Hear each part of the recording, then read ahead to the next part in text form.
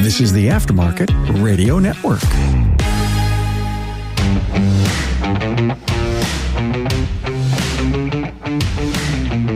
Welcome to another episode of Business by the Numbers. I'm your host, Hunt Demarest, CPA with Parmelis & Associates. This week we got a special one, and it's the first of a three-part series here going over the benchmark report. We'll talk in a little bit about what this benchmark report is, but the idea of what we're going to cover in the next 3 weeks is, shops, you're probably in this, at least some of you guys listening, but these are your peers. These are the kind of sales that they're doing. These are the kind of sales per technician, per location. For Euro shops, diesel shops in the Southeast, Northeast, we have a unique perspective of seeing shops and numbers from all throughout the country, and this report shares it with you, and hopefully it's helpful. If you want to follow along on this, the idea that we're going to kind of cover for the next couple of weeks here is going through the report, which you can download in the link to this episode. Before we get into that, I just wanted to stop and say thank you to you and the rest of the dedicated listeners. If you would like your question answered on here, if you would like to be a guest, or if you have an idea for a future episode, please shoot me an email at podcast@parmelis.com. Also, we cannot forget our dedicated sponsors, Napatrax and Promotive, for being such loyal supporters of the show. If you guys want to support the people to support us, give Napatrax a call, give Promotive a call. I am sure that they can help you out just like they have many other listeners already. Hey, did you know Napatrax is on-site training plus 6 days a week support? It all starts when a local representative meets with you to learn about your business and how you run it. After all, it's your shop, so it's your choice. Let us prove to you that Trax is the single best shop management system in the business. Visit them online at napatrax.com. That's napatracs.com. It's time to hire a superstar for your business. What a grind you have in front of you. Great news, you don't have to go at it alone. Introducing Promotive, a full-service staffing solution for your shop. Let them do the heavy lifting and enlist your hiring partner online at gopromotive.com. So like I said in the introduction, you don't necessarily have to have these numbers up, but this is all kind of going down through. The overall idea here is one to kind of go into these numbers and explain of what jumped out at me. Should you do this instead? No, honestly, I think that if you have not looked at the benchmark report yet, it might be a good idea to just stop this episode and go check it out. But if you have not checked it out, this first episode is probably a good one that you could go and then look at it afterwards. There's so much information in here. There's stuff that jumps out at me that is stuff that I'm interested in, but from an operational perspective of a shop owner, general manager, even an advisor, probably some different things to look at to say, hey, you know what, maybe we're better than the average there, or could improve a couple places. I'm kind of, like I said, following down through this and just kind of reading this real time with you guys, but I shouldn't say reading this real time with you guys. I've spent hundreds of hours on this one and the one we did last year, but just want to kind of go down through and give you guys some tips and things that jumped out at me. Wanted to stop a little bit and talk about the actual benchmark report. This is our second year that we've done this benchmark report. We've been in business over 30 years. We've had these numbers. We've had this data. And for the longest time, we just really didn't know an effective way to be able to put all this data together and put it into a useful tool. When I first started doing this, or when I talked about doing this, really the big thing that I was curious about is the relationship between profitability and financial aspects and profitability and non-financial aspects. Is there a direct relationship between people who own their buildings and people who make more money? Is there a direct relationship between people who use coaching companies and higher profitability or not? Just like any sort of data set, you got to be careful here. There is correlation, does not mean that it's causation. And we have to be very, very careful on that. If you go down here and look at it, and we'll use rent to own as one of those kind of causation or correlation analysis here. So if I was taking a look at someone's financials and they were doing really well and they had a lot of money, do you think by fact that they were doing really well or had a lot of money would make them more or less likely to buy the building that they're in? Obviously, more likely. When you look at something like buying a building, I think arguably on that one, you would see that that is a trailing indicator. Hey, shop owners that have done well were able to buy their real estate compared to something like by buying their real estate, they were able to be a better shop owner. Sometimes it's the case, not necessarily everything. Like I kind of alluded to in the start though, we're breaking this down into a couple different sections. Now for this week, we're just going to kind of go into the introduction, some of the key numbers, and then some of the comparisons from 23 to 22. But then in the coming weeks, we're going to go into different location, different sizes, right? Hey, is a shop that does $4 million very similar to a shop that does $800,000? In some ways, yes. In some ways, no. Another thing that is often asked of us is type of shop. To compare a general repair shop in the Southeast to a BMW Porsche only shop in the Northwest, yeah, there is some comparisons, but in the same flip side, there's a lot that's probably not apples to apples. So chopping it down to size, location, and ideally type of the shop, really you're getting your true peers there versus some very blurry averages. And obviously we want to see what the top shops are doing.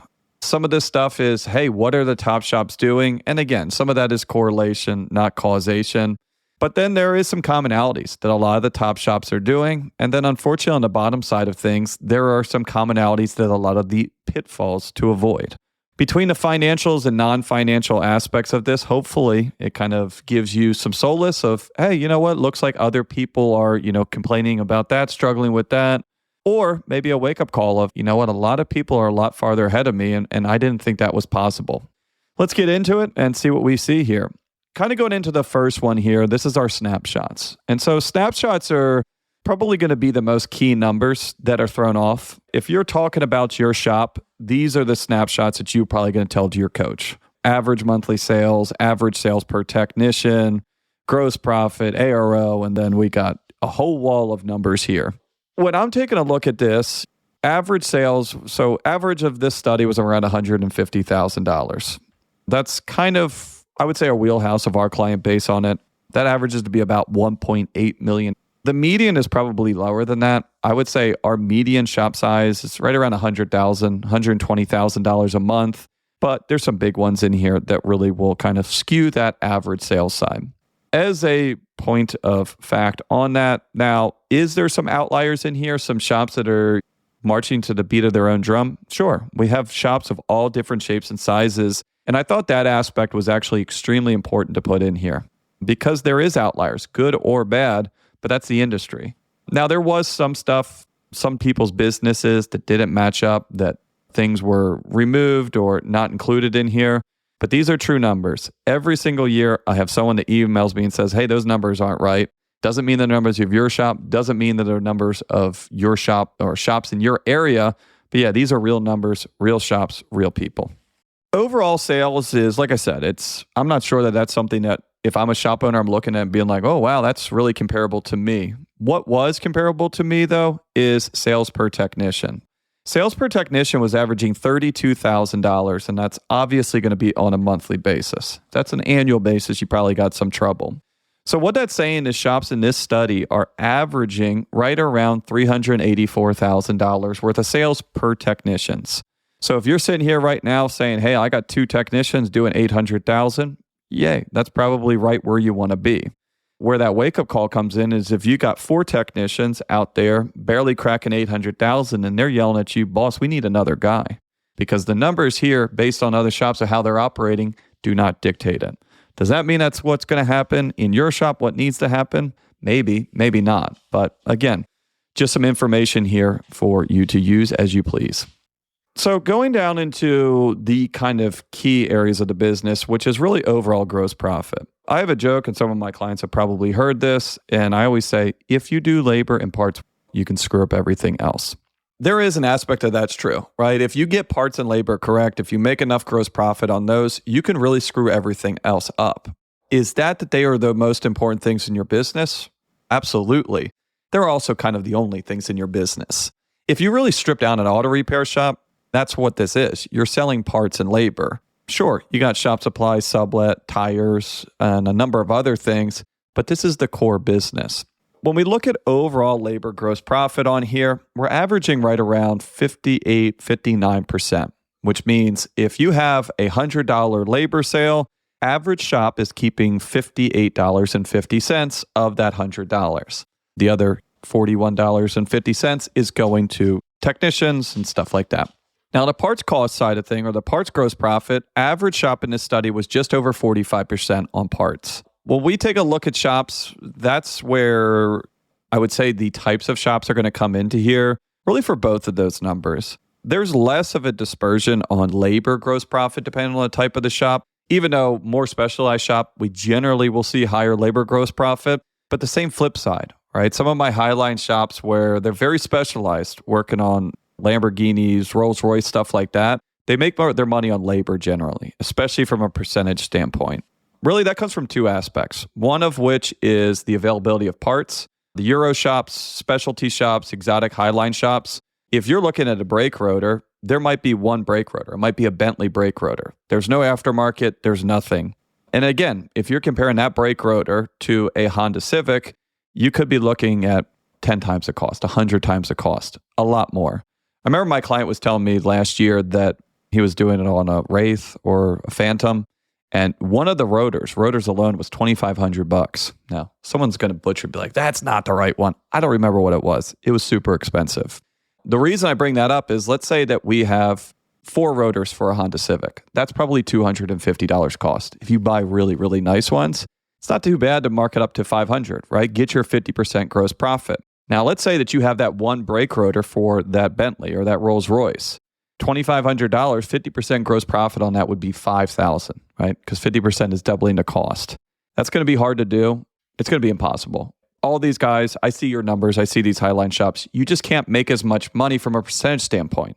However, dollars and cents, even if you're making 20% on that Bentley brake rotor, that's still a ton more than that Honda Civic. But to cut to the point on this one is, everyone, before you go and jump out work on the highline stuff, the money is in the Corollas, in the Camrys. We'll see here when we get to the different types of this. Generally, a general repair shop is going to have a higher profit margin than exotics, Europeans, imports, specialties, and then God forbid you get into race prep and stuff like that. The more fun it looks, the less money there is in it usually. NapaTrax was built from the ground up to make your business more profitable and efficient. They provide an extensive set of tools to increase and track profitability in real time. NapaTrax offers the industry's best wholesale support, hands down. They train your people on site. Yes, on site. They also offer remote refresher training 10 times a week, and customer support is open 6 days a week. Give them a call, visit them, or join our Facebook community today to learn more. They'll prove to you that Trax is the single best shop management system in the business. NapaTrax is always customized and tailored for your business, whether you're a one-man shop or a large multi-bay or multi-location company. After all, it's your shop, so it's your choice. Visit us on the web at napatrax.com. That's NAPATRACS.com. Is your recruitment process draining your valuable time and resources? What if there was a partner who could take your recruitment efforts off your plate? Look no further. Promotive is your ultimate solution for hassle-free staffing focused solely on the automotive industry. On the web at gopromotive.com. Promotive understands the challenges you face when searching for the perfect technician or service advisor for your shop. That's why we've developed a platform that takes the hassle out of recruiting. Michelle Tanzi from Euroclinic said, "I am a shop owner and recruiting new talent is so time-consuming. Promotive does the majority of the seeking and recruiting. They reach out to the candidates for you, and when they feel they are a good match for you and culture, they make the connection. They follow up throughout the interview process, and we make sure that the candidates are a good fit and the shop is a good fit for the candidates. I admire that they genuinely want both parties to win. They recruited and paired us with a solid B-Tech and Master Tech. Both left a dealership position and are still part of our team. We are very happy with the character and culture match, and both technicians have become valuable team members." Visit our website at gopromotive.com today and join the growing community of shop owners who have found their ideal team members with Promotive. Speaking of money, making a profit is not the end-all be-all. We talk about a lot. This is a lot of people's main focus, but I get it. Money and profit is not everything for every business. It does not mean that every single shop in this benchmark was maximized for profit, but one of the return on investment numbers is very popular to be able to look at and analyze. When we look at this study, the average owner pay plus profit percentage is just under 15%, 14.6. So what that means is for every $100 that comes into business, just under $15 ended up in the owner's pocket, either by form of payroll and profit. The reason why we include payroll and profit is so that we don't have any sort of variability based on how much you pay yourself. Let's say that you own your shop and you pay yourself $250,000, and then I only pay myself $20,000. Everything else being equal, my shop is going to look a lot better from a profit standpoint, even though we might have made the same amount of money. You just took the money out on payroll. When we look at this stuff, I don't care if it's on payroll. I don't care if it's in bottom line profit. All the sales that come through the door, how much of that ends up in my pocket. This, to me, personally, is my favorite number. This is how we grade a top shop. Doesn't mean you are the best shop as far as a aesthetic. Doesn't mean the best shop as far as technical skills. When we talk about top versus not, we're just talking about paying profit. We're accountants.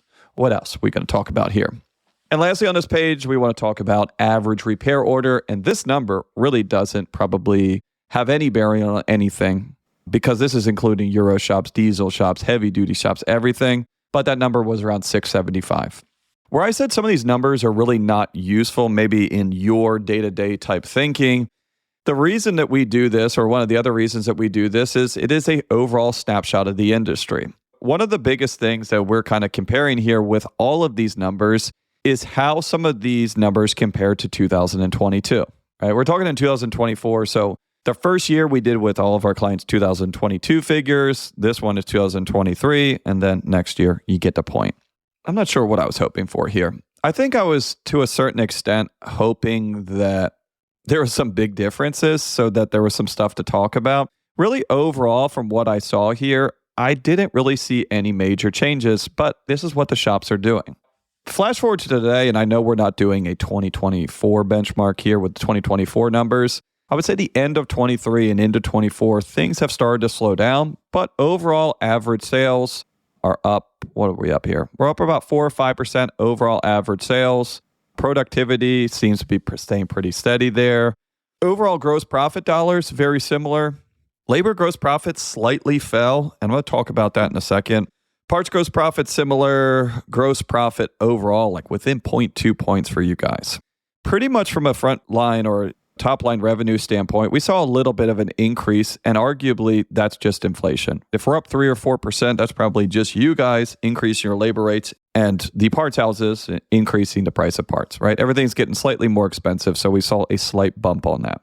The reason why I can kind of tell that it was more of a pricing thing is some of the average monthly sales per service supervisor, per bay, things like that, kind of went up the same amount too, which said, hey, we're not really getting more people. We're just kind of doing the same amount for slightly more money. The reason here is kind of tricky that we saw labor gross profit fall. One of the metrics that we are looking at here is productivity. It's the very bottom number on this, and productivity from last year, this year is actually exactly the same. It's overall unchanged on here. If sales are up and overall productivity is the same, but our gross profit is down, then how is that possible? If the guys are doing the same amount of hours, then that means that they were probably billing out the same amount of hours, which is where I was arguing, all right, the only increase in sales we have is increasing our labor rate. Our employees probably want raises as well. And that's the big thing that we saw. Between people kind of getting a little bit more expensive on payroll, we'd also seen guys putting 20, 15, 30% year to year growth, and increasing your tech cost by 10% was nothing. But when your sales only go up and your gross profit is pretty flat otherwise on it, then yeah, even kind of marginal bumps of technician cost are seeing that come down. Also, what I'm seeing here is, let's say that you have a 3-bay shop. You got 3 guys in there, been in there 5 years. If you lose one of your people and you have to go replace them, not only is it a very tough job market right now, but you're probably going to be paying that guy 20% more than the guy that left. It's just today's climate. It's just how it is. And then a lot of times what we've seen on this, that's kind of a domino effect is, all right, replace that guy, get a new guy in here. This guy is 20% more expensive. I didn't know, but apparently I'm underpaying my team. So I can't have my guys that are in here right now find out that they're underpaid. So I need to make sure that they're making market value. And so kind of overnight, you kill your gross profit or decrease it because your sales are going to be the same and you just increased your rate of technician cost. Going down through here as far as some of our overhead stuff, not a whole lot of change here. Average shop is still spending around 3% of their sales on advertising. 3% of your sales on advertising. Should that be a target? I don't know. You would talk to your advertiser on that one. Generally, from what I've seen, is we have a tale of two shops. We have one shop that spends virtually nothing on advertising. You've been around forever. People know where you are, know how to get a hold of you, know what you do. And then the other half of our clients are trying to grow or newer businesses, and they're spending around 6% of their sales. So average comes in right in the middle there. Education, average shopper spending around 1% on education. So that actually did come down. We had 1.1% in 2022, 0.9% in 2023. If you do the math on it, sales went up, costs stayed relatively similar. So that's why the percentage dropped a little bit. Rent is going up. We saw 4.8% of sales go into our rent cost. Even with increasing sales, rent is getting more expensive. Yeah, we've been talking about it. Inflation, while it's been slowing down, it has still been inflating, which is why we see overall total expenses. Average shop this year, or 2023, was spending 35% of their sales to their overhead. If you have $100,000 in sales, $35,000 is going to go to advertising, utilities, rent, insurance. You get it. Up slightly from last year, but again, yeah, things are getting more expensive. Overall expenses are up. Overall profit is actually down slightly. So owner pay is around 6.6%. Again, neither here nor there really. It could be high, could be low, but we just look at it. Average profit after owner's pay, after everything last year for the shops in 2022 was right around 10%. For 2023, average shop was at 8%. From a gross profit side, we had a similar year, right? Almost identical. Gross profit was pretty identical across the board. Sales did go up, but some of your cost of goods sold crept up as well. Came in and said, all right, I'm about treading water here. But like I said, inflation, it's always going to be here. If you have a flatline sales, you're going to lose money or you're going to make less money than the year before because your advertising is more expensive, your insurance is more expensive, your utilities, Amazon, uniforms, office supplies, you name it. Wasn't a major change? Yeah, it was a small erosion. To kind of say, I don't care. This is 2%, right? This is spitting in the bucket. If we're looking at our average shop here, we're doing $150,000 a month, which is $1.8 million a year. And so if you're saying, why would I care about 2%, right? It's not a whole lot of money. It's $36,000. It's $36,000 a year. It's around $3,000 a month. It's around $750 a week. Yeah, I get it, right? There's a lot of money coming around, and sometimes it's easy to kind of say, you know what, I'm not going to sweat the small stuff. But if you're doing $150,000 a year, I might argue with you, hey, don't sweat the small stuff on that. You're doing $150,000 a month. This is exactly what you need to be sweating. The difference is in the details here. Most of these shops, we're not seeing 10, 15, 20% swings in one direction or the other. This is 2 or 3 points up, 2 or 3 points down. But that's where you go from a good shop to a great shop, or a great shop to a good shop to an okay shop. You get the point there. So we got average repair order. Pretty similar. It was actually down a little bit last year to this year. Not enough that I would say that you could have anything. I have my own personal viewpoints on it. Car count was actually up.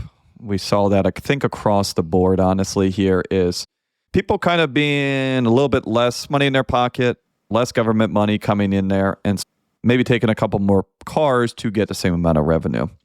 Average amount of technicians per service advisor, that actually dropped slightly on there. So what we're averaging right now is 2.5 technicians per service advisor, meaning if you have 2 service advisors, you probably have 5 technicians because you can't really have a half a technician.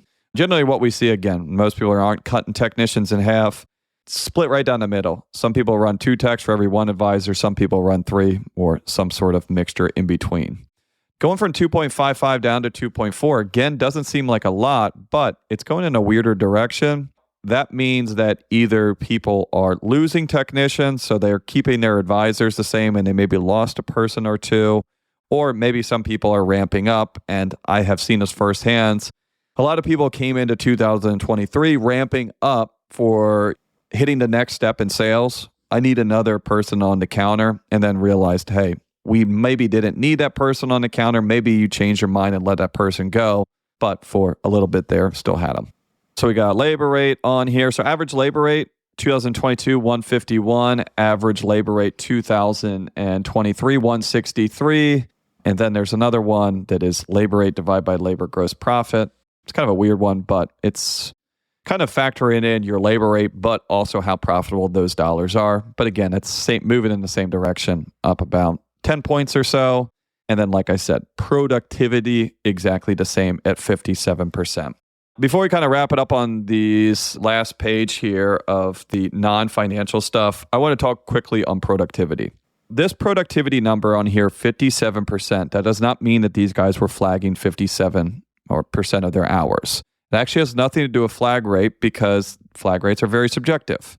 What this is your total labor sales divided by your labor rate. Because what we're working into is, I don't really care how many labor hours you sold if you're selling them for $1.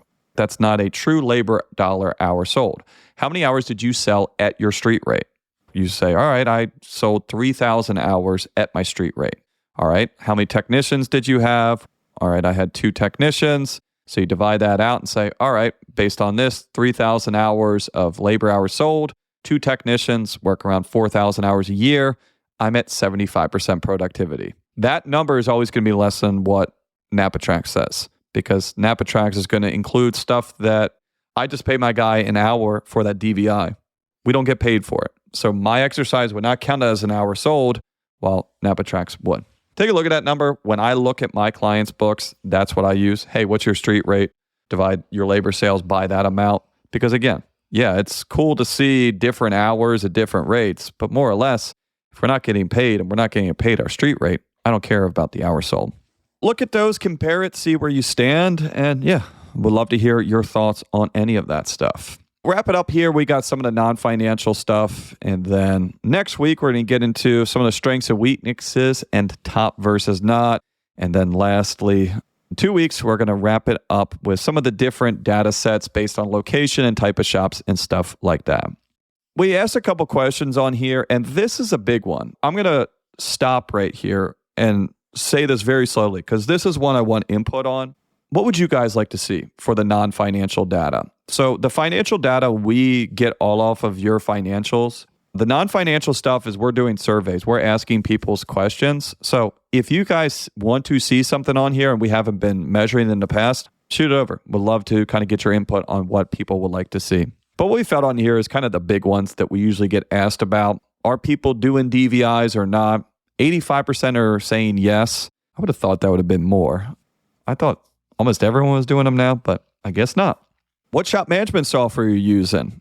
TechMetric came in first place there. 41% of the study was using TechMetric. Mitchell, a close second at 21%. Protractor, then we got Shopper, R-Writer, NapaTrack's on there. And then all other ones making up 6%. So there is a ton. I always tell people of the top 3 make up 75% of this. And then there's probably 40 other ones to make up the other 25%. Use what you like. And yeah, I guess the biggest thing there is it shows there is not a consensus on what everyone likes. What might be good for shop down the street might not be good for you. Do you offer health insurance? 80% of the clients said that they do offer health insurance. That number was the same for retirement. So 80% of our shops are doing a full retirement benefits packages. Pretty cool. And honestly, this number has been going up. If you were to look at this number 5, 8 years ago, we're like at the kind of peak of Obamacare, it was probably flipped. Like 20% of our clients were offering health insurance. Think about your own business. Were you offering health insurance in 2012? Probably not. And even cooler on here is 80% of the clients are offering health insurance and retirement. And the average is you guys are covering 71% of the cost. Really, if you look at 71%, most of my clients, if you're all for health insurance, they'll at least pay for half. And then it looks like half of you guys are paying for the full amount, which is really cool to see. This benefit side of stuff, right? This coaching stuff, how you pay your technicians, pay plans. This is how you guys have been really setting yourself apart in finding help.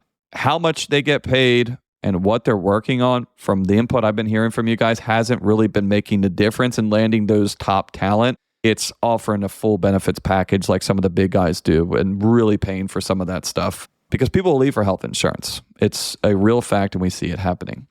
Lastly on here, before we get into pay plan, 75% of shops are in some sort of coaching group, mastermind group, 20 group or something like that.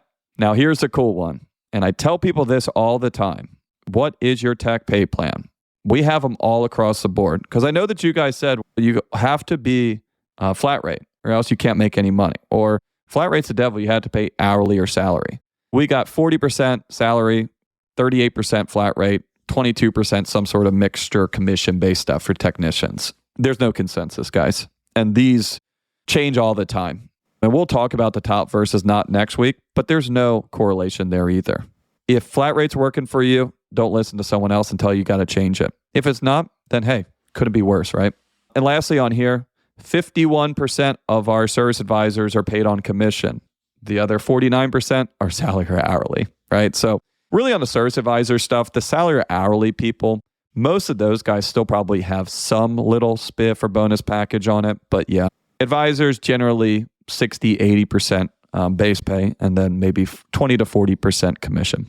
So I hope this was helpful for you. I hope this was maybe a reminder to check out the benchmark. Like I said, if you check out the show notes on here, you'll see the link there.